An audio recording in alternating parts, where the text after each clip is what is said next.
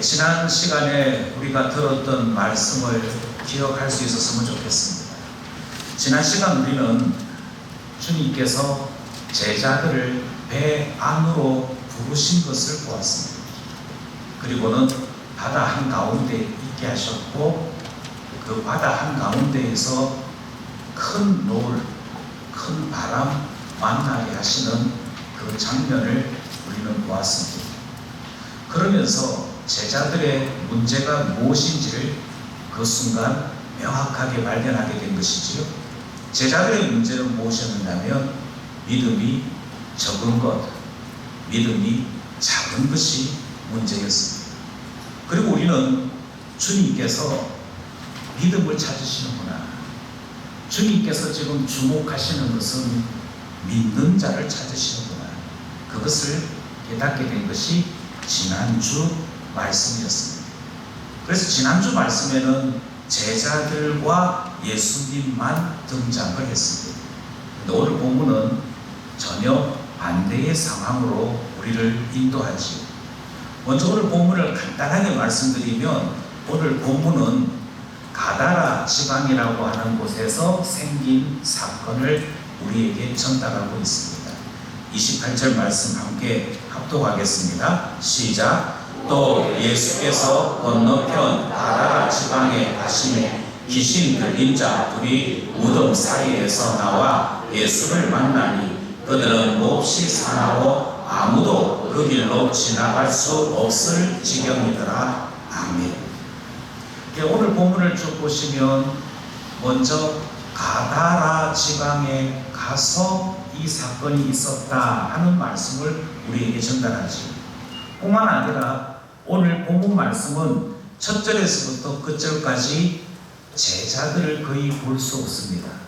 없었다는 말이 아니고요, 제자들이 있었으나 오늘 본문의 주인공은 아니라는 것입니다. 오늘 계시에 우리가 주목해야 될 대상은 아니다라고 하는 것을 말씀하고 있습니다. 그러면 오늘 본문에서 우리가 주목해야 될 곳은 어디냐? 주목해야 될 사람들은 누구냐? 제일 먼저 오늘 본문이 이곳은 가다라 지방이라고 하는 곳이다, 그것을 소개하고 있지요. 가다라 지방이라는 곳이 어디인지 좀 구체적으로 알 필요가 있습니다. 예수님은 갈릴리에서 사역을 하실 때 주님의 본부, 주님의 사역지의 베이스를 가버나움이라고 하는 곳에 두셨습니다. 가버나움은 갈릴리 전체에서 가장 큰 도시입니다. 그러니까 우리나라로 이야기하자면 서울 아니고 저 밑에 있는 예루살렘 아니고 그 다음 가장 큰 도시, 그러니까 부산이라고 생각하시면 됩니다. 부산하고 똑같이 항구도시고 이곳에서 엄청난 무역이 있는, 그러면서도 다른 곳하고 얼마든지 연결될 수 있는 곳인데, 이 가버나움이라는 곳에서 강을 건너면, 바다를 건너면 대가볼리라고 하는 곳에 도착합니다. 대가볼리라는 말은 10개의 대가, 10개의 도시로 되어 있는 곳, 이런 뜻을 가지고 있습니다. 문제는 이 지역은 이스라엘 지역이 아닙니다. 유대인들이 살고 있었지만 이 지역은 근본적으로는 이방 땅입니다. 그러니까 이방 땅에 예수님께서 배 타고 가신 겁니다. 그 배 타고 가는 중에 풍랑 만났고, 그 풍랑 이겨내고 겨우 도착한 곳이 어디냐 하고 봤더니 이방 땅 가다라 지방이라고 소개하고 있습니다. 이것을 복음서마다 이 번역을 달리합니다. 그러니까 이곳이 정확하게 어디냐 하는 것에 대해 이 복음서마다 표현을 좀 달리하는 거지요. 우리에게 아마 익숙한 지역 이름은 거라사 지방, 이렇게 불리는 것이 익숙할 것 같습니다. 이것은 어떤 방식으로 부르느냐에 따라 다른 것입니다. 제가 이 곳이 가버나움이 부산 비슷하다고 말씀을 드렸는데, 부산으로 얘기하자면 부산포라고 이야기하는지 부산이라고 이야기하는지에 따라 어느 지역에 말하는지 내용이 달라지는 거죠. 부산포에 도착했다 그러면 이 구포는 부산포하고 전혀 다른 장소이지요. 그래서 부산에 도착했다는 것하고 부산포에 도착했다는 것하고 말이 다른 것처럼 지금 마치 이 가다라 지방 하는 것은 주님이 도착한 곳 전체의 행정구역을 이야기하는 것입니다. 그러니까 다른 말로 데가볼리라고 불려지는 큰 도시인데, 바다가 있는 것으로 봐서는 이 곳 중에서도 갈릴리 호수에 붙어 있는 지역에 도착하신 것으로 이해할 수 있습니다. 이것이 왜 그렇게 중요하냐면, 다시 말씀드리는데 이방 땅입니다. 이방 땅이라고 말씀드리는 이유는 예수님이 유대인의 왕으로 오셨지 않습니까?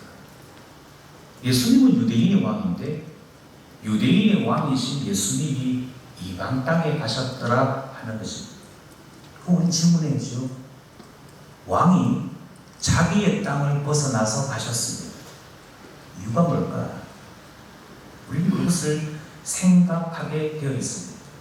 두 번째로 우리는 이 본문이 우리에게 매우 특이한 사건을 소개하고 있는 것을 봅니다. 그것은 귀신이 부탁을 해요. 귀신이 부탁을 하니까 예수님께서 또 그것을 덜어주세요. 귀신과 예수님은 상종할 수 있는 관계가 아닙니다.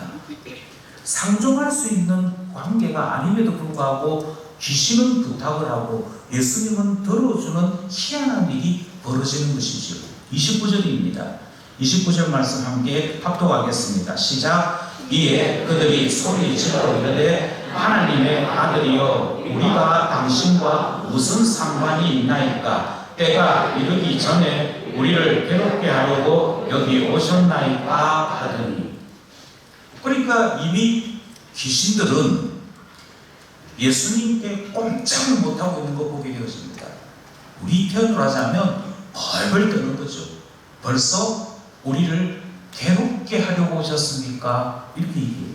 여기서 말하는 괴롭게 한다는 말이 우리가 지금 사용하는 용어대로 하자면 처벌하고 오셨습니까? 이런 뜻입니다.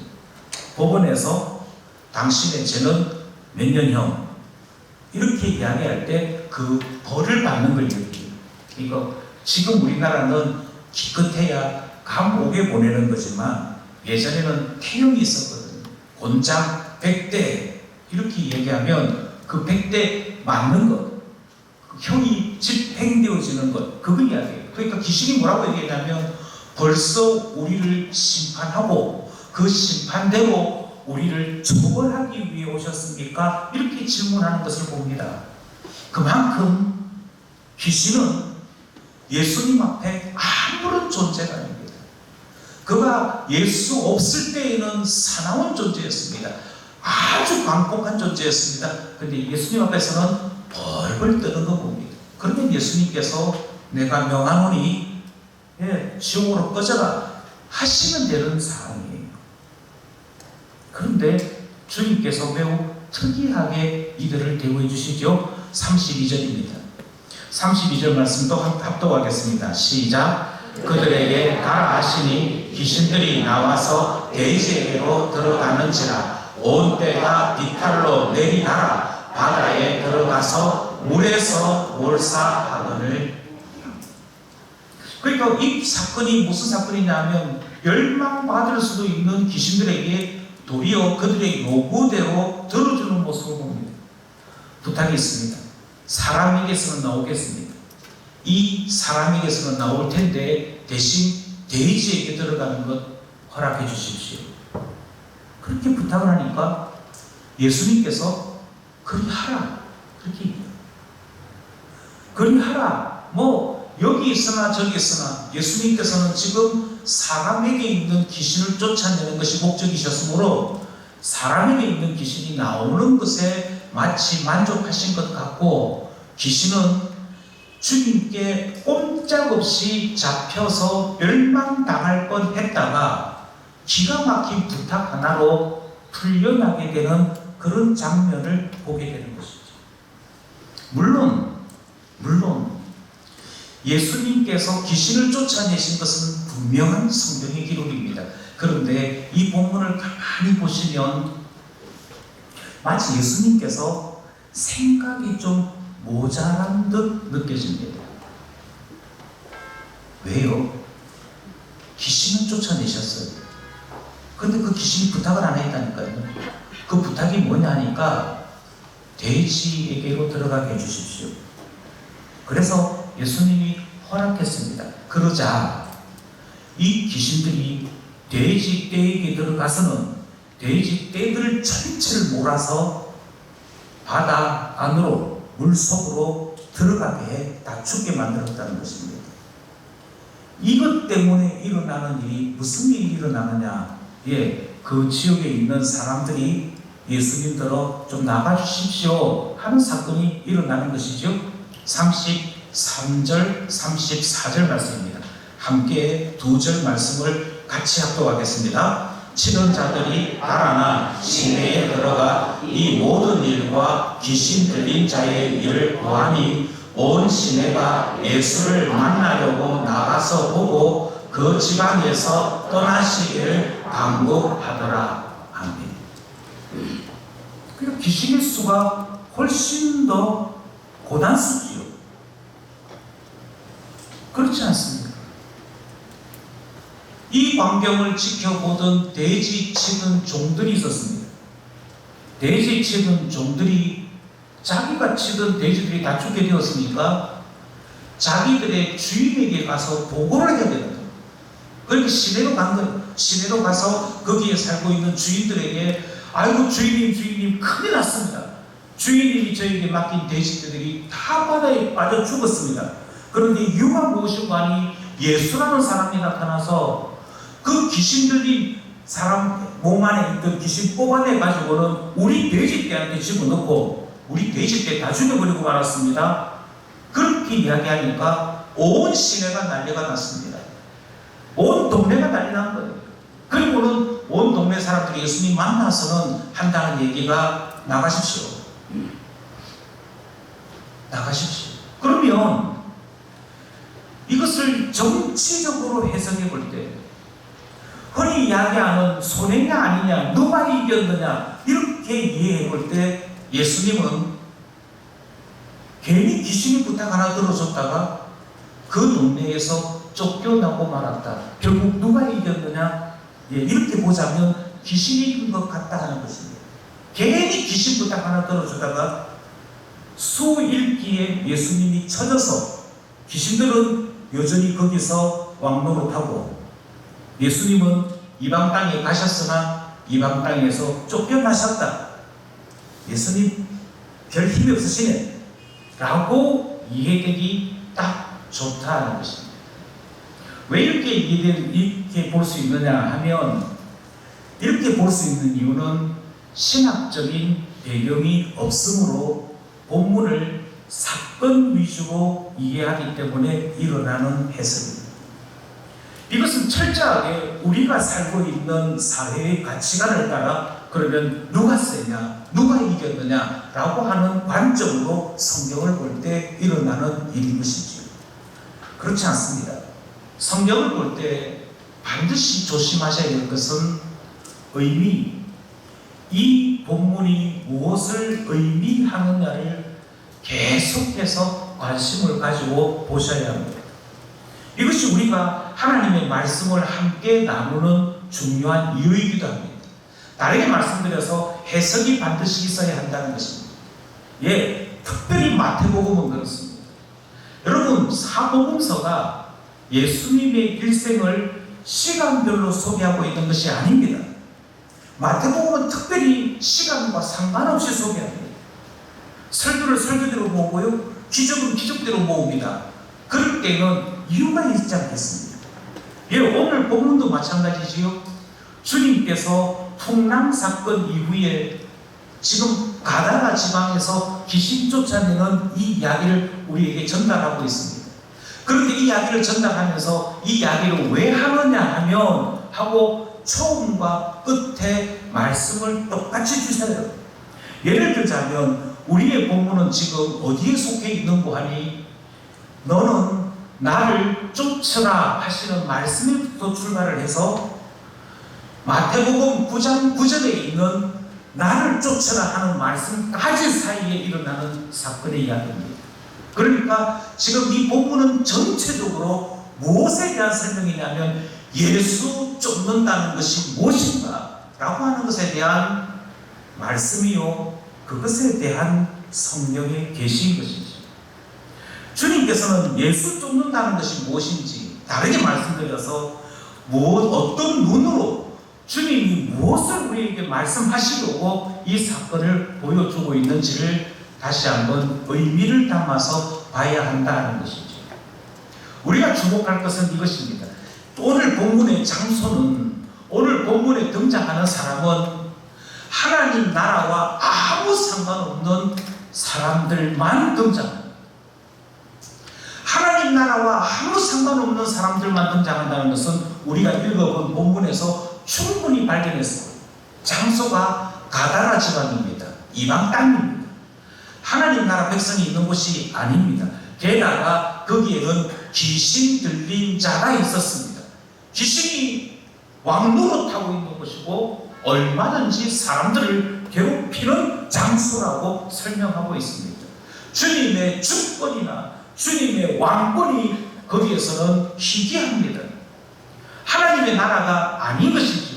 하나님의 통치가 일어나는 것이 아닌 것을 보게 되었습니다.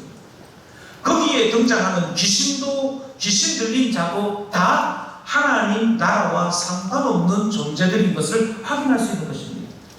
더 중요한 것은 시내에 살고 있는 사람들, 이 사람들은 예수님을 만나고 예수님을 만나자마자 예수님에 대한 평가를 했겠지요. 도대체 이 사람이 누구기에 귀신도 쫓아내고 이 사람이 누구이기에 그 돼지떼까지 죽이도록 허락하는 사람일까 쳐다봤는데, 쳐다보고 난 다음에 내린 결론이 주님 좀 나가십시오, 우리 동네에서 있지 말고 좀 나가십시오 하고 예수님을 쫓아내었다는 것입니다. 지금 이 본문은 지금 계속해서 무엇을 보여주고 있느냐면 하나님 나라와 상관없는 자들에게서 어떤 일이 벌어지고 있는지를 말씀하는 본문인 것이죠. 우리는 이 본문에서 조금 더 명확하게 이해할 것이 있습니다. 오늘 본문을 가만히 보시면 오늘 본문에서는 제자들보다 나은 존재가 등장합니다. 오늘 본문에 제자들은 전혀 등장하지 않는데도 제자들이 불려놓습니다. 그리고 의문의 일패를 당하는 것이죠. 29절입니다. 29절 말씀 함께 합독하겠습니다. 시작. 이에 그들이 소리질러 이르되 하나님의 아들이여 우리가 당신과 무슨 상관이 있나이까? 때가 이르기 전에 우리를 괴롭게 하려고 여기 오셨나 하더니. 제가 귀신들이 제자들보다 낫다라고 말씀드리는 이유는 29절에 등장하고 있는 귀신들의 말 때문입니다. 제일 첫 마디가 무엇입니까? 귀신들이 예수님을 만나자마자 제일 첫 마디가 하나님의 아들이여 라고 부르고 있습니다. 여러분, 이 고백이 제자들에게는 언제 일어나는 줄 아십니까? 마태복음 16장을 가야, 그제서야 베드로가 주는 그리스도시요 하나님의 아들이십니다, 그때 가야, 16장쯤 가야 고백했던 내용입니다. 그만큼 제자들은 예수님이 하나님의 영광의 본체이시며 하나님의 독생자인 것을 뒤에 깨닫습니다. 선생 정도로 알았던 거예요. 이분이 메시아 같은데 그런데도 모르겠어 아직 아리까리해. 그러면서 예수님을 따라다니면서도 때로 의심하고 그러는 존재들이 제자들이었습니다. 그런데 귀신을 보십시오. 한눈에 뭐라고 부르냐면 하나님의 아들이에요. 귀신이 제자들보다 훨씬 낫습니다. 적어도 알아보는 것 하나만큼은 기가 막히게 알아봅니다. 예수님 만나자마자 하나님의 아들이요 라고 이야기하지 않습니다.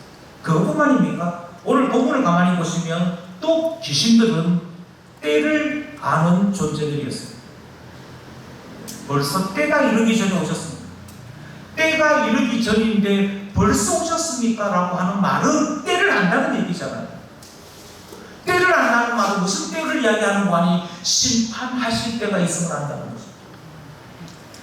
주님이 만왕의 왕으로 귀신들을 심판하실 것을 알고 있었고, 그리고 또 무엇을 아느냐면 하지만 지금은 아니야 하는 것까지 알고 있는 존재들이 귀신이었어요.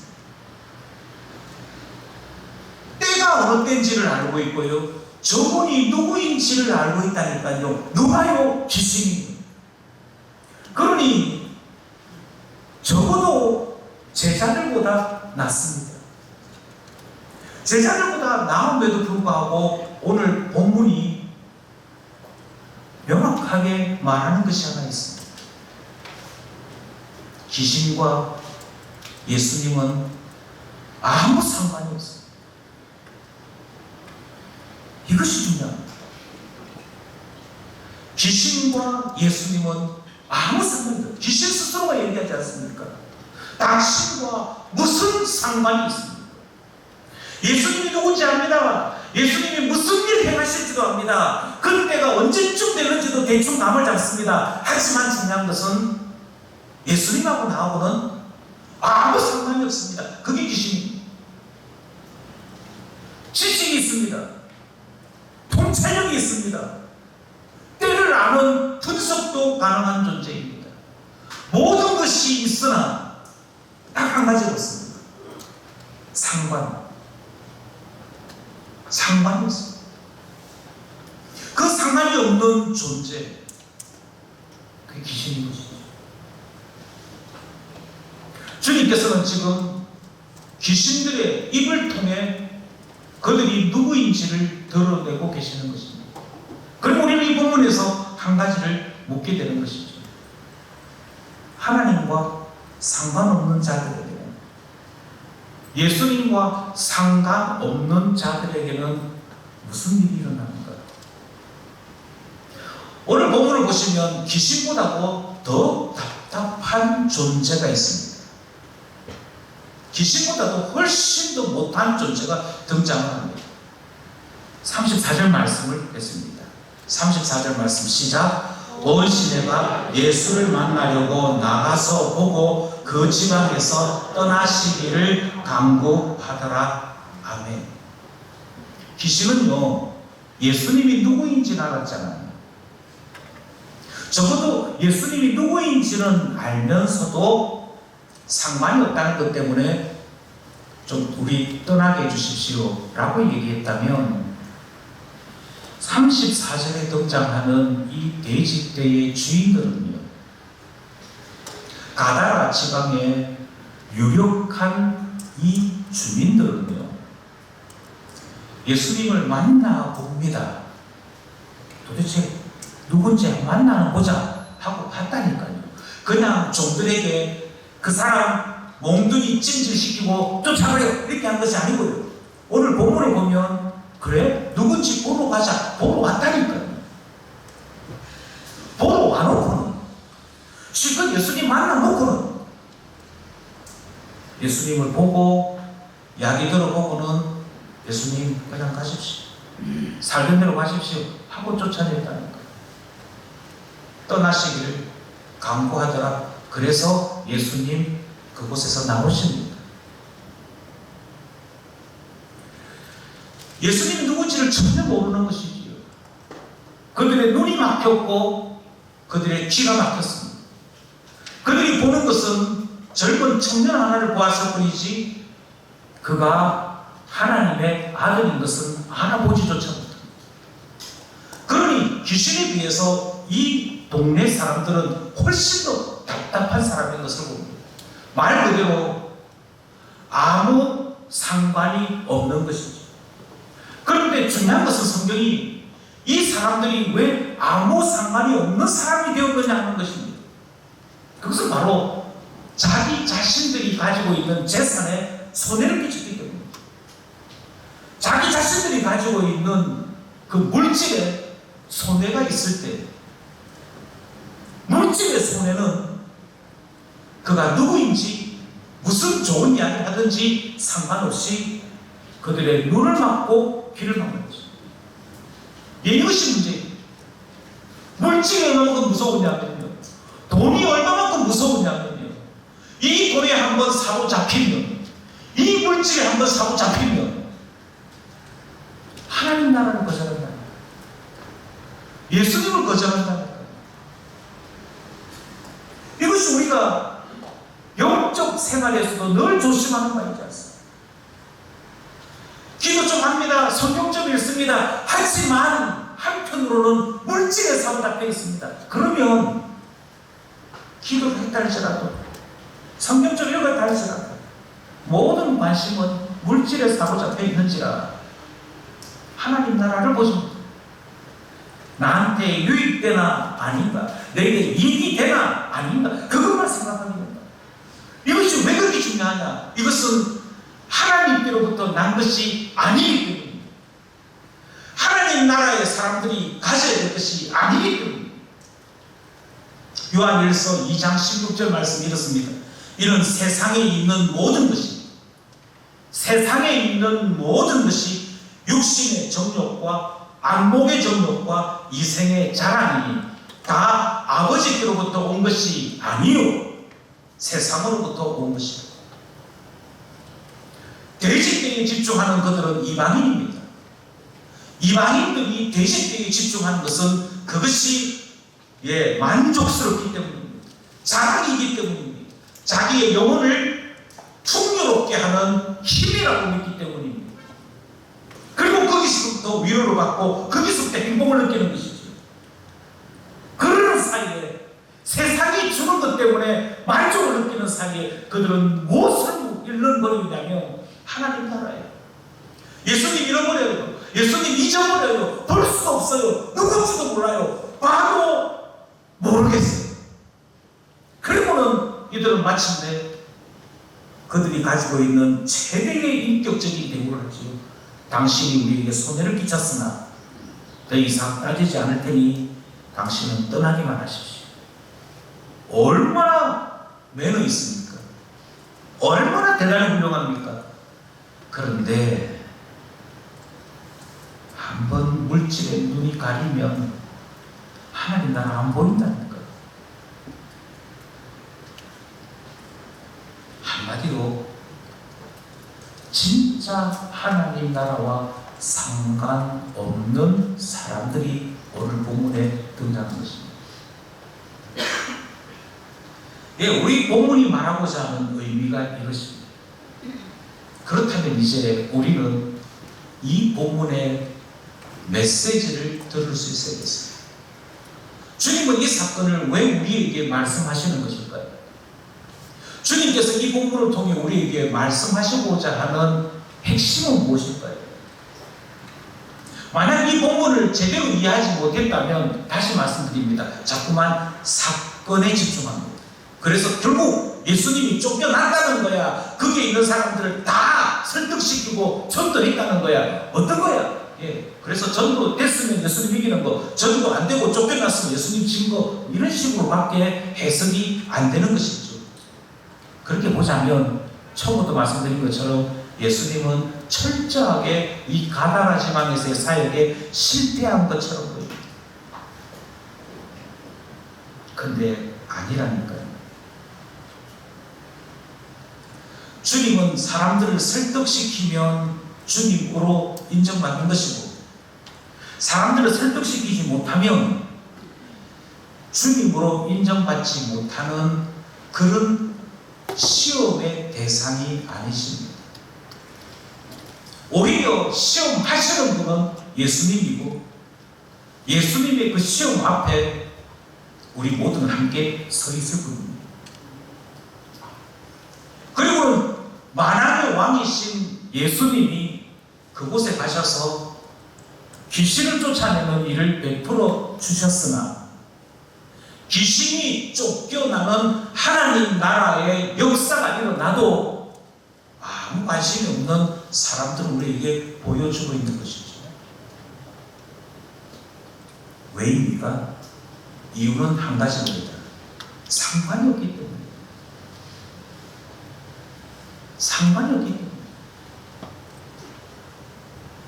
저는 지난주에 믿음이라고 하는 것이 무엇인가에 대해 두 가지를 말씀드렸습니다. 하나는 예수님이 누구인지를 아는 것, 예수님이 누구이신지 경험해보는 것, 그것이 믿음의 첫 번째라고 말씀을 드렸습니다. 그래서 이분이 예수님이구나, 성경에 하나님이 어떤 분이고 예수님이 어떤 분이고 이제 알겠어, 이것이 되어져야 믿음이라고 하는 것이 출발할 수 있다고 말씀드렸습니다. 예, 그렇게 보자면 오늘 본문의 귀신은 모든 것을 다 알고 있습니다. 예수님을 알고 있고 때를 알고 있고 심지어 그가 무슨 일을 행하는지도 알고 있는 존재입니다.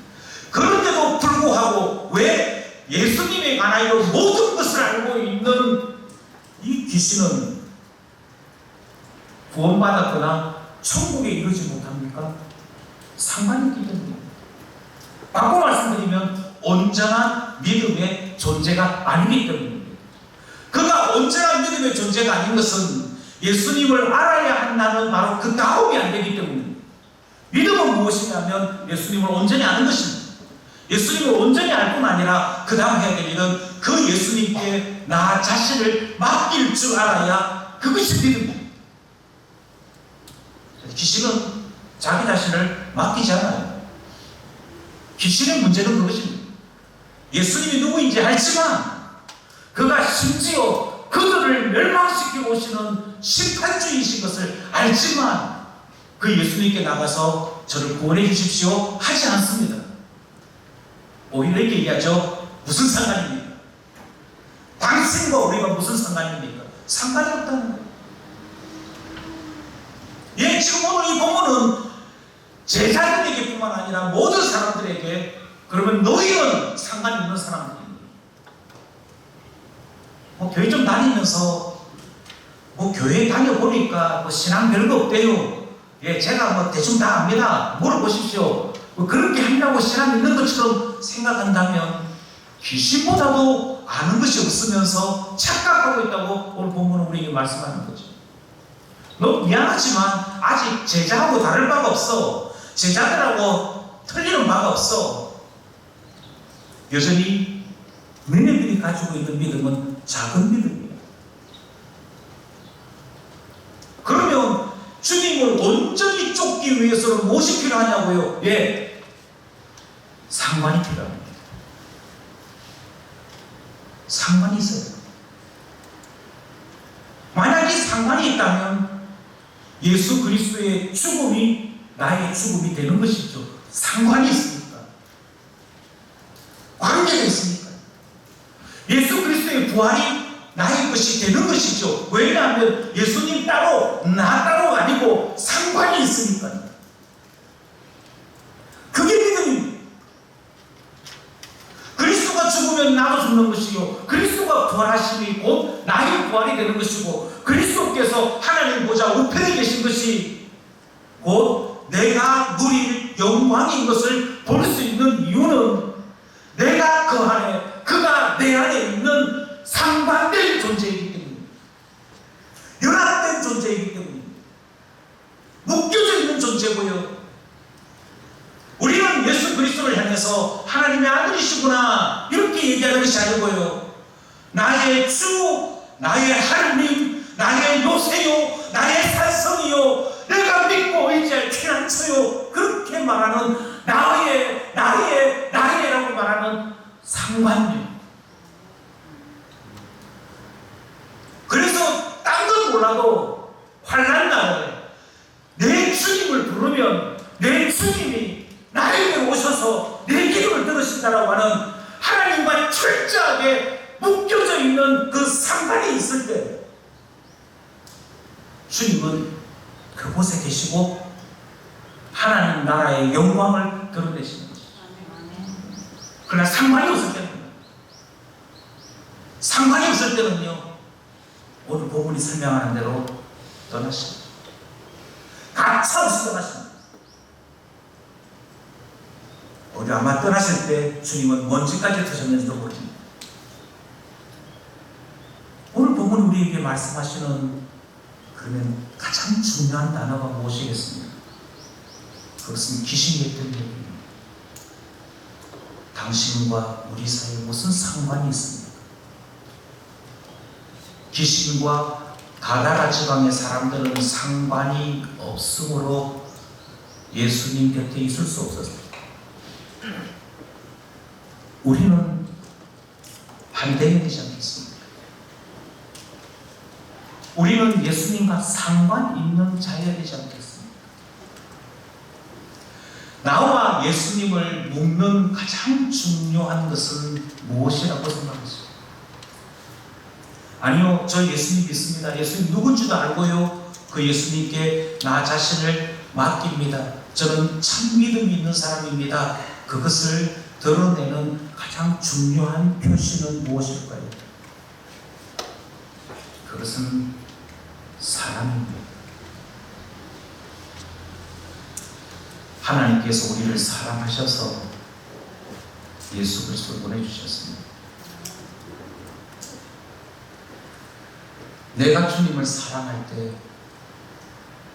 주님은 내 하나님이 되십니다. 나와 예수 그리스도를 묶는 끈, 나와 하나님을 하나 되게끔 묶는, 그래서 상관 있는 자로 만드는 가장 중요한 표시는 사랑하는 것. 하나님은 우리를 사랑하셨습니다. 하나님은 우리를 사랑하셔서 지금도 우리에게로 항상 오시는 분입니다. 우리에게 눈을 고정시키고 계신 분이고, 우리에게 마음을 고정시키고 계신 분이고, 독생자 예수 그리스도를 주시기까지 사랑하시는 분이십니다. 문제는 다시요. 돈이 된다 싶으면, 뭔가 여기에서 얻을 것이 있겠다 싶으면 예수 믿는 사람 됐다가, 굳이 예수님 필요 없다 싶으면, 내가 여기서 더 이상 누릴 게 없다 싶으면 믿는 동 마는 동 하고 마는 것은 사랑으로 주님과 연결된 자가 아니라는 표현. 사랑한다면 일이 있고 없고의 문제가 아닙니다.